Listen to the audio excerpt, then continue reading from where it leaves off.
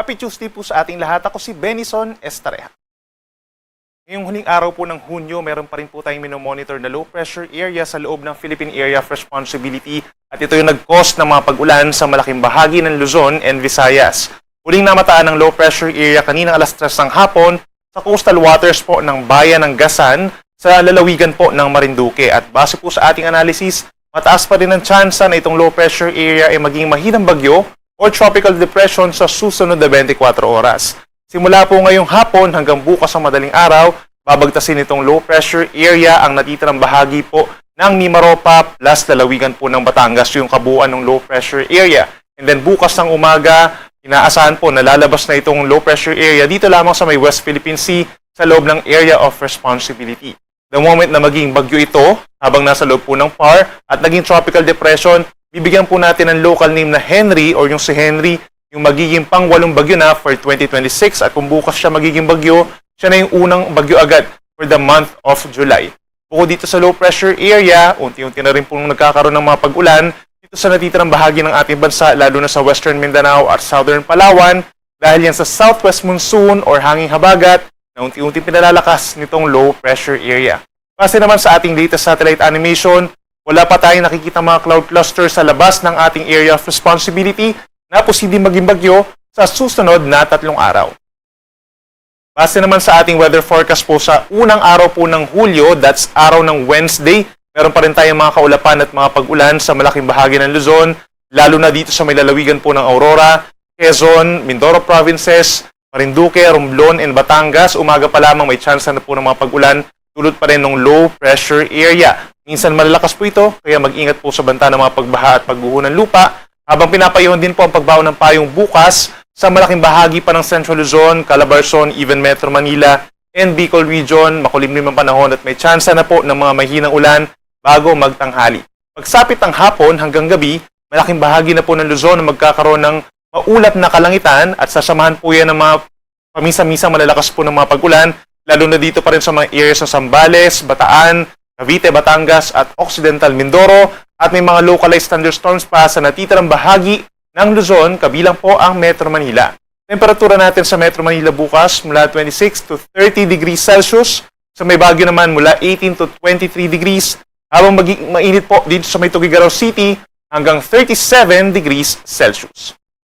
Sa ating mga kababayan po dito sa lalawigan ng Palawan at dito rin sa lalawigan ng Antique and Naklan, asahan pa rin po ang maulap na kalangitan as early as morning at sasamahan po yun ng mga kalat-kalat na ulan and thunderstorms dahil dun sa low pressure area na possible nga bukas ng umaga ay nandito na sa may West Philippine Sea. Kaya mag-ingat din po sa banta ng mga pagbaha at pagguho ng lupa.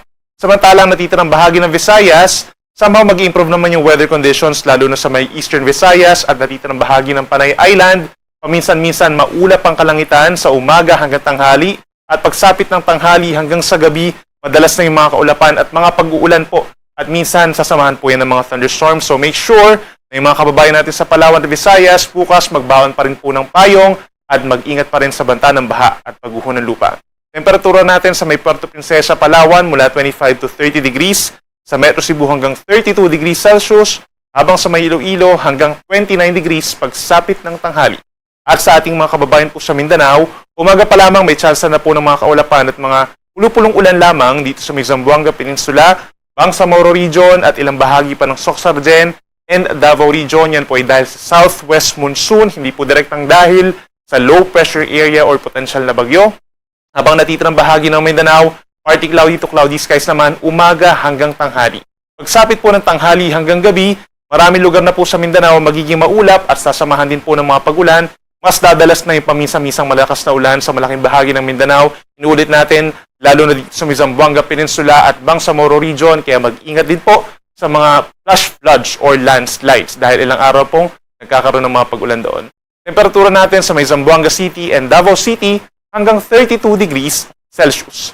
Within the next 24 hours, dahil po dun sa low pressure area, posible pa rin ang hanggang 100 millimeters po na dami ng mga pag-ulan dito sa mga lugar po na pinakamalapit doon sa sama ng panahon.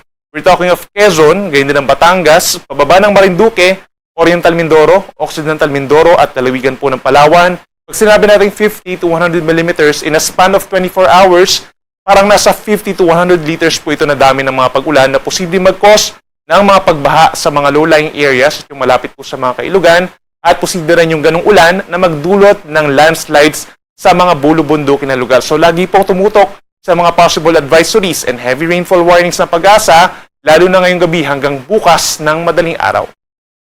Para naman sa taya ng ating pag-alon o yung gale warning, wala po tayong nakataas na gale warning o yung mga delikadong alon sa susunod na 24 oras, bagamat meron tayong low pressure area dito sa may Southern Luzon. So aasahan lamang na hanggang 2.5 meters yung mga pag-alon dito sa may West Philippine Sea, gayon din po dito sa may silangang baybayin po ng Aurora, Quezon at Kabikulan.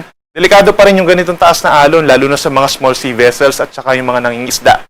For the rest of Luzon, itong nasa may Northern Luzon, gayon din sa may Visayas at saka sa Mindanao, in general po kalahati hanggang 1 metro ang taas ng mga pag-alon.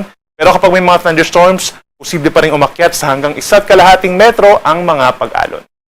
At para naman sa lagay ng ating panahon simula po sa Thursday hanggang sa Saturday, sa mga unang araw po ng Hulyo, unti-unti nag-i-improve yung weather conditions natin.